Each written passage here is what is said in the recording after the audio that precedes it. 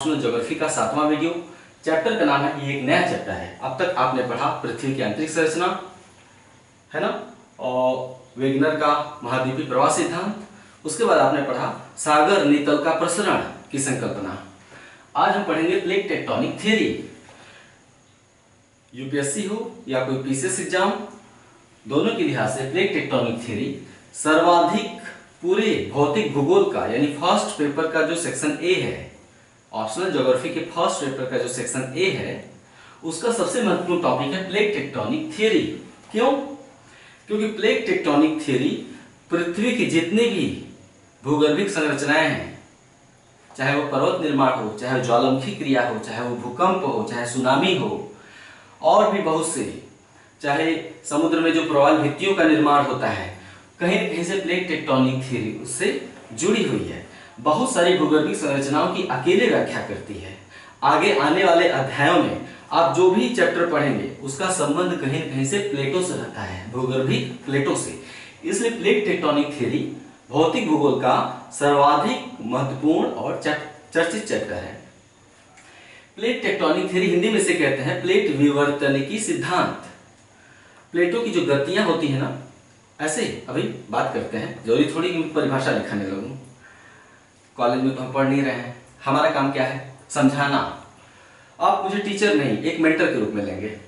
पढ़ना आप ही को है। मैं इस बात में पूरी तरह विश्वास करके चल रहा हूं कि आप एक अच्छे विद्यार्थी हैं, आपको किताबों में भी रुचि है और आप अपने अध्ययन और करियर को लेकर सजग हैं। आपको मुझसे क्या प्राप्त करना है? केवल दिशा।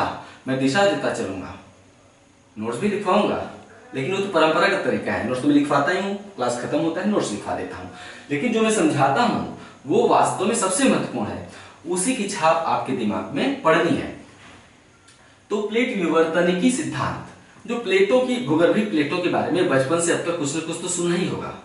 तो प्लेटों के जो किनारे होते हैं ना, प्लेट किनारे, उनकी जो गतियां होती है ना, तो गतियों से, उनकी गतियों को ही विवर्तनिकी कहते हैं, है ना, टेक्टोनिक कहते हैं। प्लेट किनारे टकरा सकते हैं, आपस में दूर जा सकते हैं और अगल बगल सरक सकते हैं। उनमें तीन तरह की गतियां होती हैं जो भूगर्भिक प्लेटें होती हैं। आपस में ऐसे टकराते हैं या फिर दूर जाते हैं।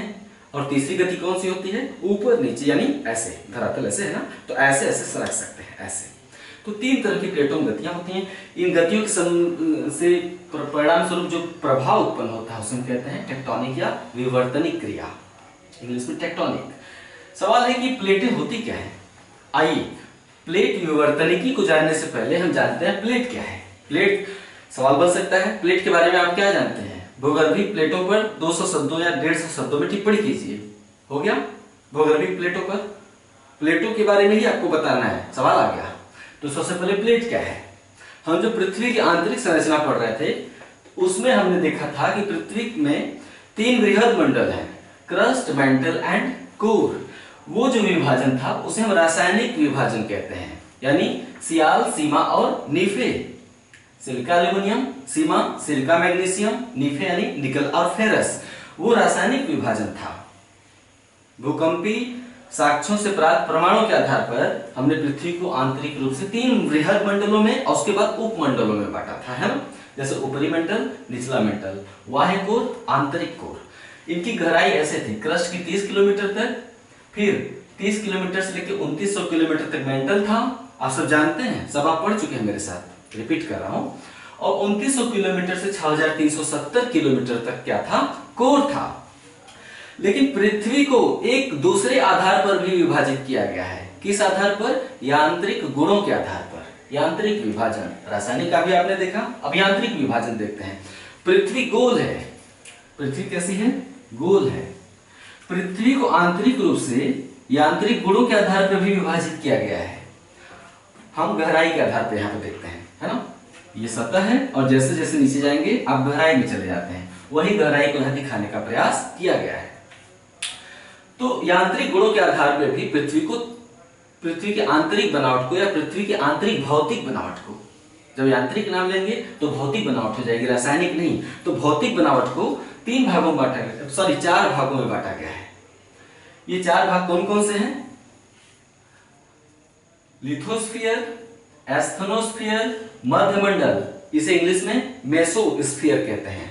मध्य मंडल यानी मेसोस्फीयर, और यह गंभीर मंडल यानी बैरिस्फीयर।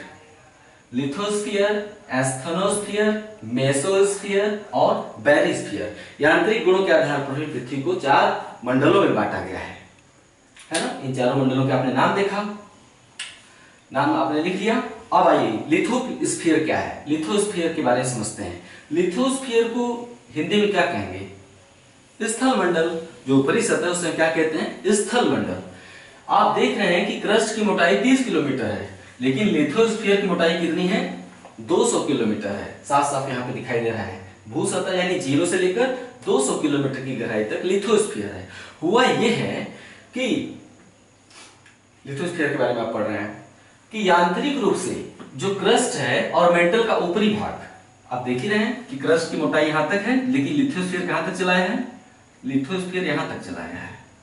जिसमें क्या क्या शामिल है? लिथोस्फीयर में क्रस्ट शामिल है और मेंटल का ऊपरी भाग शामिल है। साफ साफ दिख रहा है, साफ साफ समझ में आ रहा है कि लिथोस्फीयर क्रस्ट और मेंटल के ऊपरी भाग से मिलकर बनता है। क्यों? इन दोनों को हम मिला क्यों देते हैं? क्योंकि यांत्रिक रूप से मतलब भौतिक गुणों के आधार पर यांत्रिक रूप से क्रस्ट और मेंटल का ऊपरी भाग एक ही परत की भांति व्यवहार करता है। यांत्रिक रूप से क्रस्ट और मेंटल का ऊपरी भाग एक ही परत की भांति व्यवहार करता है। इसे हम लिथोस्फीयर कहते हैं। वो व्यवहार क्या है अभी बताएंगे। इसे हम क्या कहते हैं? लिथोस्फीयर कहते हैं। भू सतह से 200 किलोमीटर की गहराई तक का भाग लिथोस्फीयर के अंतर्गत आता है। ठीक, इसको ऐसे समझ लें, ऐसे ये 0 लिख लें, यहां पे क्या लिख लें? 200, इधर लिख लें क्रस्ट, प्लस यहां पे क्या लिखेंगे? मेंटल का ऊपरी भाग। अभी मेरा काम समझाना है, न कि आपको परिभाषा और नियम बताना। आपको अभी समझना है प्लेटों के बारे में। तो क्रस्ट, यांत्रिक रूप से क्रस्ट और मेंटल का ऊपरी भाग एक ही भांति व्यवहार करता है, इसे हम लिथोस्फीयर कहते हैं। भू सतह यानी 0 किलोमीटर से लेकर 200 किलोमीटर की गहराई तक का भाग लिथोस्फीयर के अंतर्गत आता है। महाद्वीपों पर लिथोस्फीयर की मोटाई अपेक्षाकृत अधिक है। हम इस पट्टी को ऐसे ले लेते हैं, है ना। ये हम दोनों पढ़ते हैं। ऊपर का परत मान लेते हैं लिथोस्फीयर और नीचे वाला क्या है? एस्थेनोस्फीयर। ये नीचे वाला, जस्ट नीचे क्या है? एस्थेनोस्फीयर। तो लिथोस्फीयर की मोटाई महाद्वीपों पर कुछ अधिक है। यहाँ लिखा है महाद्वीप और यहाँ क्या लिखा है? महासागर। तो लिथोस्फीयर की मोटाई महाद्वीपों पर कुछ अधिक है और महासागरों पर इसकी मोटाई कुछ कम है। क्यों? क्योंकि जब आप पृथ्वी की रासायनिक विभाजन को पढ़ रहे थे तो उसमें आपने क्या पढ़ा था?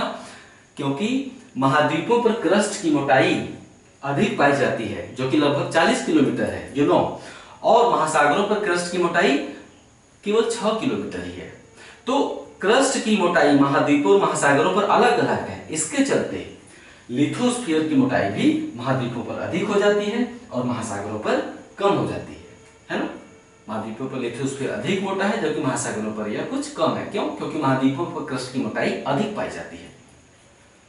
नेक्स्ट, तो हमने थोड़ी देर पहले कहा कि क्रस्ट और मेंटल का ऊपरी भाग यांत्रिक रूप से एक ही भांति व्यवहार करता है। ठीक है। लिथोस्फीयर एक दृढ़ स्थलीय भूखंड है। क्या है? दृढ़ यानी एक कठोर भूखंड की मोटाई अगर हम ले, जिसपे हम खड़े हैं, पृथ्वी के भू सतह पर हम खड़े हैं ना, तो इस कठोर भूभाग की मोटाई कितनी है? 200 किलोमीटर है। तो लिथोस्फीयर एक दृढ़ स्थलीय भूखंड है। इस बात को बोल दीजिएगा। लिथोस्फीयर क्या है? एक दृढ़ स्थलीय भूखंड है ना। लिथोस्फीयर ग्रेनाइट और बेसाल्ट जैसी चट्टानों से बना है। यह एक दृढ़ स्थलीय भूखंड है क्योंकि यह ग्रेनाइट और बेसाल्ट जैसी चट्टानों से बना है। ऊपरी भाग में ग्रेनाइट चट्टानें अधिक पाई जाती हैं, निचले भाग में बेसाल्ट चट्टानें अपेक्षाकृत अधिक पाई जाती हैं। इतना समझ गया? नेक्स्ट, लिथोस्फीयर के ठीक नीचे एस्थेनोस्फीयर है, अर्थात 200 किलोमीटर से लेकर 360 किलोमीटर की गहराई तक एस्थेनोस्फीयर का विस्तार है। एस्थेनोस्फीयर अर्धठोस अवस्था में है। हम अर्धठोस कहें या अर्धद्रव कहें, बात एक ही है, अर्धठोस या अर्धद्रव। एस्थेनोस्फीयर अर्धद्रवित अवस्था में है, मतलब प्लास्टिक की तरह है। जैसे कि आप पेस्ट निकालते हैं ना ब्रश करते समय, पेस्ट क्या है, न द्रव है न ठोस है, अर्ध ठोस है पेस्ट, टूथपेस्ट जो होता है। तो एस्थेनोस्फीयर अर्ध ठोस अवस्था में है, ठीक है, इसलिए इसे प्लास्टिक जोन भी कहते हैं, एस्थेनोस्फीयर को प्लास्टिक जोन भी कहते हैं। लेकिन अर्ध ठोस अवस्था में होने के बावजूद एस्थेनोस्फीयर का घनत्व और द्रव्यमान लिथोस्फीयर की अपेक्षा अधिक है। अर्धठोस अवस्था में होने के बावजूद एस्थेनोस्फीयर का घनत्व और द्रव्यमान मतलब भार, घनत्व और द्रव्यमान लिथोस्फीयर की अपेक्षा अधिक है, इसलिए लिथोस्फीयर एस्थेनोस्फीयर के ऊपर तैरती हुई अवस्था में है। यह अर्धठोस है, इसके बावजूद इसका घनत्व और द्रव्यमान लिथोस्फीयर से अधिक है, इसलिए लिथोस्फीयर एस्थेनोस्फीयर के ऊपर तैरती हुई अवस्था में है। क्यों? क्योंकि कम घनत्व वाली वस्तु अधिक घनत्व वाली वस्तु के ऊपर तैरने लगती है, खासकर तब जब अधिक घनत्व वाली वस्तु थोड़ी द्रव अवस्था में हो तो उछाल के ऊपर फेंक देगी, है ना। आप पानी में किसी ऐसी वस्तु को फेंकिए जिसका घनत्व पानी से कम हो तो उछाल के ऊपर फेंक देगी उसे, है ना। पानी में अगर ईंट फेंकेंगे तो ईंट डूब जाएगी, लेकिन कोई स्पंज नुमा चीज फेंकेंगे तो उस पर तैरती रहेगी। या कोई लकड़ी का लट्ठा फेंक दीजिए पानी पे, लकड़ी का लट्ठा नहीं डूबता है, उसी पे तैरता रहेगा। क्यों? क्योंकि लकड़ी के लट्ठे का जो द्रव्यमान है घनत्व पानी से कम होता है। नेक्स्ट, तो ये हो गया आपने एस्थेनोस्फीयर के बारे में जाना और लिथोस्फीयर के बारे में। नेक्स्ट, लिथोस्फीयर आप आगे फिर समझना है, जैसे समझना है हूबहू वैसे ही लिखते जाइए, वही काम देगा। मैंने शुरू से कहा है कि जो समझाते समय जो बात बोलता रहा हूं हूबहू लिखते रहिए। लिथोस्फीयर एक क्रमबद्ध पट्टी के रूप में नहीं है, मतलब विखंडित है जगह जगह पे, समझने की बात है। लिथोस्फीयर एक क्रमबद्ध पट्टी के रूप में न होकर 6 प्लेटों में विभाजित है, या अनेक प्लेटों, यहाँ पे 6 का निर्धारण अभी नहीं करते हैं, उसे बाद में समझ लेते हैं। लिथोस्फीयर एक क्रमबद्ध पट्टी के रूप में न होकर अनेक प्लेटों में विभाजित है ना। ये प्लेटें आपस में जुड़ी हुई हैं, मतलब लिथोस्फीयर एक लगातार और निरंतर प्लेट नहीं है। पृथ्वी गोल है और गोल पृथ्वी का जो बाहरी परत है ये, इसे हम क्या कहते हैं, लिथोस्फीयर कहते हैं। ऐसे समझ लेते हैं, इसको ऐसे समझिए, है ना। आप समझ पा रहे हैं क्या मैं कह रहा हूं? पृथ्वी की जो बाहरी ऊपरी स्थलीय दृढ़ भूखंड, ये क्रमबद्ध पट्टी के रूप में नहीं है, अनेक प्लेटों में विभाजित है, यानी जगह जगह पे इसमें दरारें पाई जाती हैं। ठीक, समझिएगा, रोचक बात है। इसमें जगह जगह पर दरारें पाई जाती हैं और साथ ही एस्थेनोस्फीयर के ऊपर तैरती हुई अवस्था में है, यानी गतिशील है। गतिशील है तो किनारों पर क्या होगा, या तो किनारे आपस में दूर जाएंगे या आपस में टकराएंगे या ऐसे ऐसे सरकेंगे अगल बगल, तो रगड़ पैदा होगी, या फिर दूर जाएंगे तो नीचे से कुछ पदार्थ निकलेगा। ये बातें हम सागर नितल प्रसरण में बताए थे। तो पृथ्वी का दृढ़ स्थलीय भूखंड, जिसे हम लिथोस्फीयर कहते हैं, एक क्रमबद्ध पट्टी के रूप में होकर अनेक प्लेटों में विभाजित है। ये प्लेटें ये सभी प्लेटें एस्थेनोस्फीयर के ऊपर यानी दुर्बलता मंडल के ऊपर तैरती हुई अवस्था में है। वर्तमान महाद्वीपीय और महासागरीय भाग इन्हीं प्लेटों के ऊपर स्थित हैं, ठीक है। महासागरों पर इनकी मोटाई कम है, इसलिए महासागर गहरे हैं। महासागर क्या है? महासागर गहरे क्यों होते हैं? क्योंकि महासागरों पर लिथोस्फीयर की मोटाई कम होती है और महाद्वीपों पर इनकी मोटाई अधिक होती है ना। तो वर्तमान महाद्वीपीय और महासागरीय भाग लिथोस्फीयर के ऊपर ही स्थित हैं। चूंकि ये प्लेटें अपने नीचे स्थित अपेक्षाकृत अधिक घनत्व वाले दुर्बलता मंडल पर तैरती हुई अवस्था में है, इसलिए ये प्लेटें अपने प्रवाह के साथ साथ महाद्वीपीय और महासागरीय भागों को भी प्रवाहित कर रहे हैं। अब आपको वेगनर का महाद्वीपीय प्रवाह सिद्धांत थोड़ा थोड़ा याद आ रहा है, थोड़ा थोड़ा सागर नितल प्रसरण स्पष्ट हो रहा है ना। तो ये प्लेटें तैरती अवस्था में है, इसलिए अपने प्रवाह के साथ साथ अपने ऊपर स्थित महाद्वीपीय और महासागरीय भागों को भी प्रवाहित करती रहती है ना।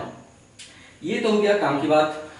हाँ, अब नीचे जब हम प्लेट का अध्ययन करते हैं या किसी भी भूगर्भिक संरचना का आने वाले समय में आप अध्ययन करेंगे, तो वहां इन्हीं का महत्व है, लिथोस्फीयर और एस्थेनोस्फीयर। इससे नीचे पृथ्वी का जो भाग है उसका आगे के अध्यायों में अध्ययन की दृष्टि से महत्व नहीं है। बस जान लेना है कि 360 किलोमीटर से लेकर 2800 किलोमीटर की गहराई तक मध्यमंडल है।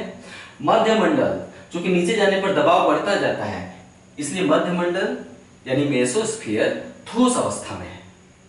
लिथोस्फीयर ठोस है, एस्थेनोस्फीयर अर्ध ठोस है, पुनः मध्यमंडल ठोस अवस्था में, क्योंकि नीचे जाने पर दबाव अपेक्षाकृत बढ़ता जाता है। पुनः 2800 किलोमीटर से लेकर 6370 किलोमीटर तक गंभीर मंडल है यानी बैरिस्फीयर। गंभीर मंडल भी तरल अवस्था में है ना। यानी कि आप मध्य मंडल यानी मेसोस्फीयर को देखेंगे तो एक फंसा हुआ क्षेत्र प्रतीत होगा। ये भी तरल अवस्था में और ये भी अर्ध तरल अवस्था में, अर्ध द्रव अवस्था में, ये तरल अवस्था में, बीच में ठोस क्षेत्र पाया जाता है, उसे हम क्या कहते हैं? मेसोस्फीयर कहते हैं। ये तरल अवस्था में क्यों हो जाता है?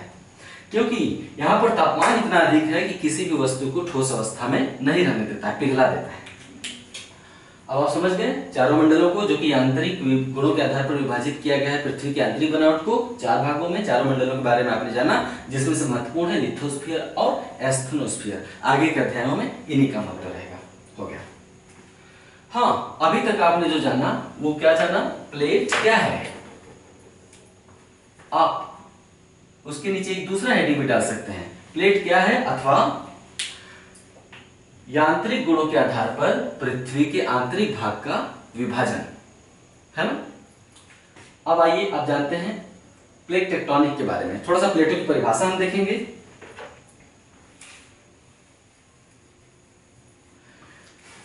प्लेट की परिभाषा क्या लिख सकते हैं आप? पृथ्वी का ऊपरी दृढ़ स्थलीय भूखंड जो अपने नीचे स्थित अपेक्षाकृत अधिक घनत्व वाले दुर्बलता मंडल के ऊपर तैरती हुई अवस्था में है, प्लेट कहलाता है। पृथ्वी का ऊपरी दृढ़ स्थलीय भूखंड जो अपने नीचे स्थित अपेक्षाकृत अधिक घनत्व वाले दुर्बलता मंडल के ऊपर तैरती हुई अवस्था में है, प्लेट कहलाता है। उसके बाद क्या समझने की बात है कि पृथ्वी का दृढ़ स्थलीय भूखंड, पृथ्वी का ऊपरी दृढ़ स्थलीय भूखंड एक क्रमबद्ध पट्टी के रूप में न होकर अनेक प्लेटों में विभाजित है। इन प्लेटों के स्वभाव और गतियों से संबंधित अध्ययन को ही हम प्लेट टेक्टोनिक या प्लेट विवर्तनिकी कहते हैं। प्लेट विवर्तनिकी क्या है? प्लेट क्या है हमने अभी बताया, परिभाषा दिया। अब प्लेट विवर्तनिकी क्या है? इसमें लिखेंगे कि पृथ्वी का ऊपरी दृढ़ स्थलीय भूखंड क्रमबद्ध पट्टी के रूप में न होकर अनेक प्लेटों में विभाजित है। इन प्लेटों की गतियों और स्वभाव से संबंधित अध्ययन को ही हम प्लेट विवर्तनिकी कहते हैं। क्यों? क्योंकि प्लेट गति करते हैं और जिसका परिणाम इनके किनारों पर परिलक्षित होता है। नेक्स्ट, इन प्लेटों की मोटाई 200 किलोमीटर है। ये जो प्लेटें आप देख रहे हैं ना, कितनी मोटाई है? वही लिथोस्फीयर है, उसके जो टुकड़े हैं अलग अलग प्लेट कहते हैं। तो प्लेटों की मोटाई भी कितनी होगी? 200 किलोमीटर है। महाद्वीपों पर प्लेटों की मोटाई अधिक है, महासागरों पर प्लेटों की मोटाई अपेक्षाकृत कुछ कम है। अब तक प्रमुख रूप से 6 प्लेटों का निर्धारण किया गया है। अब तक 6 बड़े प्लेटों और 20 छोटे प्लेटों का निर्धारण किया गया है। छोटे प्लेटों का महत्व न के बराबर है। अध्ययन की दृष्टि से हम इन्हीं 6 प्लेटों के बारे में जानते हैं। ये 6 बड़ी प्लेटें कौन सी हैं? ये 6 प्लेटें हैं, यहां पे लिख दें तो मजा आएगा। इसे मिटा दूं, आप इसे फिर देखना होगा तो पीछे जाके देख लीजिएगा, वीडियो को पीछे भगा के, है ना। लिथोस्फीयर में साफ साफ लिखा है क्रस्ट प्लस मेटल का ऊपरी भाग, ये पूरा मिटा रहा हूं।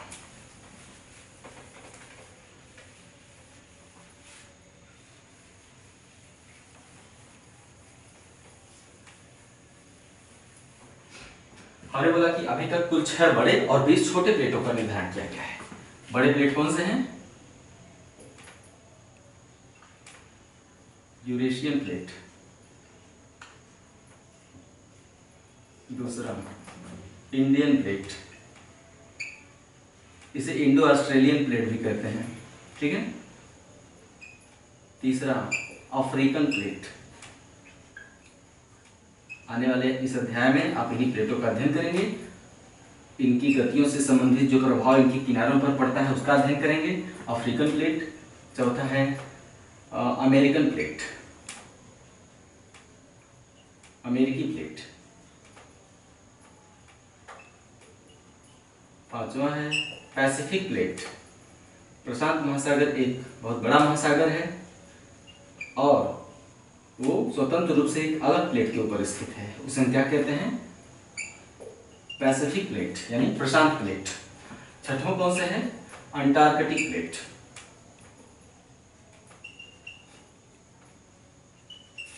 Antarctic plate. ये 6 बड़ी प्लेटें हैं, है ना। आपने जाना प्लेट क्या है, आपने प्लेट की विवर्तनिकी जाना क्या है, ठीक है। अब आइए इसके बारे में थोड़ी बातें और जानते हैं।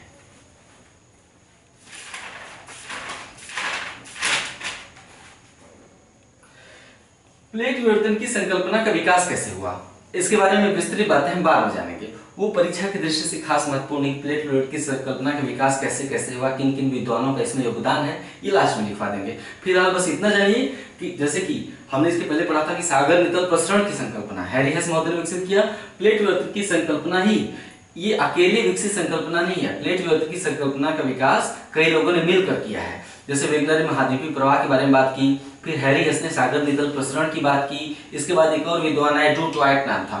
ड्रू ट्वाइट ने बताया कि अटलांटिक महासागर के दोनों तटों के चट्टानों की संरचना एक जैसी है, जैसे लगता है कि दोनों को तोड़ के अलग कर दिया गया है ना। ये बात ड्रू ट्वाइट ने बताई थी। तो कई विद्वानों का प्लेट विवर्तन की संकल्पना के विकास में, प्लेट टेक्टोनिक थ्योरी के विकास में कई विद्वानों का योगदान है। फिलहाल बस इतना जानिए कि प्लेट विवर्तन की संकल्पना का विकास या इसका उद्भव 2 आधारों पर हुआ है। पहला आधार कौन सा है? इस संकल्पना का विकास या उद्भव 2 आधारों पर हुआ है। पहला महाद्वीपीय प्रवाह की संकल्पना और दूसरा है सागर नितल प्रसरण की संकल्पना। यानी ये दोनों संकल्पनाएं जब विकसित हुई तो उसके बाद ही प्लेट टेक्टोनिक थ्योरी अस्तित्व में आई। ठीक है। इस संकल्पना, प्लेट टेक्टोनिक संकल्पना का विकास या उद्भव 2 आधारों पर हुआ है, महाद्वीपीय प्रवाह की संकल्पना के आधार पर और सागर नितल प्रसरण की संकल्पना के आधार पर। प्लेटों के बारे में थोड़ी बातें और जानते हैं। ये 6 प्लेटें अपने नीचे स्थित अपेक्षाकृत अधिक घनत्व वाले स्टेनोस्फीयर के ऊपर तैरती हुई अवस्था में है। वर्तमान महाद्वीपीय और महासागरीय भाग इन्हीं प्लेटों के ऊपर स्थित हैं और ये प्लेटें अपनी गति के साथ साथ महाद्वीपीय और महासागरीय भागों को भी प्रवाहित कर रही हैं। अध्ययन की दृष्टि से इन प्लेटों के किनारे ही अधिक महत्वपूर्ण है, क्योंकि अगर 2 प्लेटें हैं, एक प्लेट है दूसरा प्लेट है, इनमें किसी भी तरह की गति होगी, इस तरह की गति होगी आमने सामने, या फिर इस तरह की गति होगी विपरीत दिशा में, या फिर इस तरह की गति होगी, एक इधर जा रहा है और एक इधर जा रहा है, किसी भी तरह की गति होगी तो इनकी गतियों का प्रभाव कहां पड़ेगा? इनकी किनारों पर पड़ेगा, जहां पे आपस में सटते हैं, जहां पे रगड़ खाते हैं, है ना। तो अध्ययन की दृष्टि से इन प्लेटों के किनारे ही अधिक महत्वपूर्ण है, क्योंकि इन प्लेटों की गतियों का प्रभाव इनके किनारों पर ही परिलक्षित होता है ना। प्लेटों की गतियों का प्रभाव इनके किनारों पर ही परिलक्षित होता है। इन किनारों के सहारे ही, यानी प्लेटों की किनारों के सहारे ही ज्वालामुखी क्रिया, भूकंप, पर्वत निर्माण और अन्य विवर्तनिक घटनाएं संपन्न होती हैं, है ना। फिर से बोल दूं, अध्ययन की दृष्टि से इन प्लेटों के किनारे ही अधिक महत्वपूर्ण है, क्योंकि इन प्लेटों की गतियों का प्रभाव इनके किनारों पर ही परिलक्षित होता है ना। चाहे ज्वालामुखी हो, चाहे भूकंप हो, चाहे पर्वत निर्माण हो या अन्य कोई विवर्तनिक घटना, है ना, उसका संबंध प्लेटों के किनारों से ही है ना। नेक्स्ट, सामान्यतः प्लेट किनारे 3 प्रकार के होते हैं। हमने कहा कि अध्ययन की दृष्टि से प्लेट किनारे ही अधिक महत्वपूर्ण है। अब हम प्लेटों के किनारे कौन कौन से होते हैं, कितने तरह के उनके किनारे होते हैं, आइए इस पर बात करते हैं। सामान्यतः प्लेट किनारे 3 प्रकार के होते हैं। एक, रचनात्मक प्लेट किनारा, विस्तृत बात अब आगे की जाएगी, लेकिन फिलहाल 3 किनारे जान लीजिए। रचनात्मक प्लेट किनारा, विनाशिक प्लेट किनारा, संरक्षित प्लेट किनारा। हमने यहाँ साधारण से चित्र बना दिए हैं, इनके नीचे आप भी ऐसे ही बना देंगे। रचनात्मक प्लेट किनारा, आप देख रहे हैं 2 प्लेटें एक दूसरे से दूर जा रही हैं। हमने केवल सांकेतिक चित्र बनाया है, विधिवत चित्र भी नहीं बना रहा हूं। जब प्लेटें एक दूसरे से दूर जाती हैं, प्लेटों के दूर जाने को अपसरण कहते हैं। प्लेटों के दूर जाने को क्या कहते हैं? 1 मिनट। जब प्लेटें एक दूसरे से दूर हटते हैं तो उस घटना को हम कहते हैं अपसरण।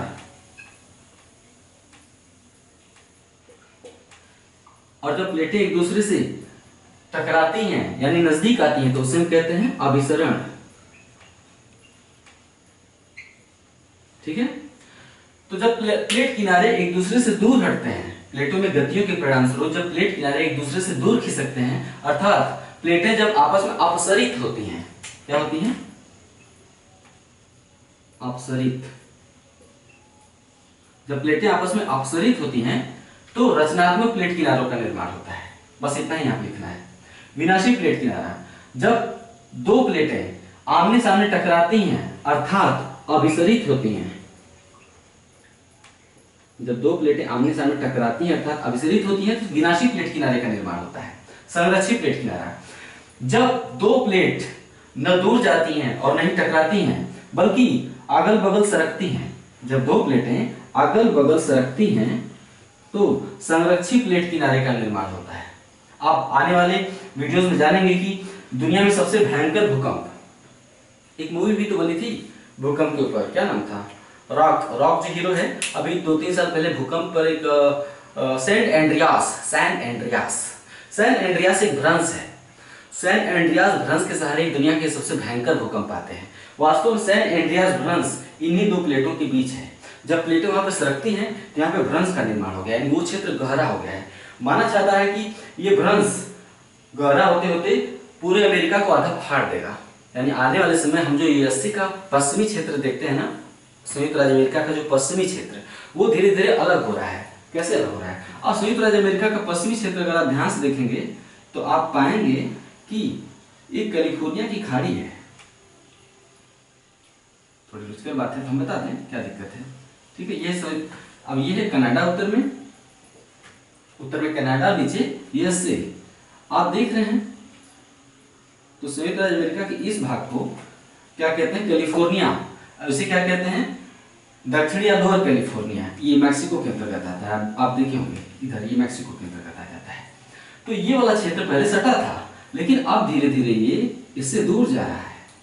बीच में कैलिफोर्निया की खाड़ी है, यही है सैन एंड्रियास भ्रंश। ये वाला इलाका सैन एंड्रियास भ्रंश, संरक्षित प्लेट किनारे के सहारे, जिस पर मूवी बनी थी सैन एंड्रियास, ये भ्रंश है। माना जाता है कि ये पूरा क्षेत्र फाड़ के अलग कर देगा और ये पश्चिम की ओर प्रवाहित हो जाएगा। जैसे महाद्वीप आपस में जुड़ते हैं महाद्वीपीय प्रवाह में आपने देखा ना, वो सब प्लेटों के सहारे ही होता है, महाद्वीपों के टूटने और जोड़ने की क्रिया। आगे आप पढ़ेंगे। तो संरक्षित प्लेट किनारे के सहारे जो है कि भ्रंश का निर्माण होता है और दुनिया में सबसे भयंकर भूकंप संरक्षित प्लेट किनारे के सहारे ही आते हैं। उदाहरण के लिए अमेरिका का सैन एंड्रियास भ्रंश। हाँ, अब आने वाले वीडियोस में प्लेट टेक्टोनिक थ्योरी में हम जो भी विशेषताएं पढ़ेंगे, जो भी गतिविधियां पढ़ेंगे, वो इन तीनों प्लेट किनारों के सहारे ही पढ़ेंगे। रचनात्मक प्लेट किनारा, विनाशी प्लेट किनारा पढ़ेंगे, उसके बाद संरक्षित प्लेट किनारा और प्लेट टेक्टोनिक थ्योरी समाप्त। उसके बाद हम उसका आलोचना कर देंगे।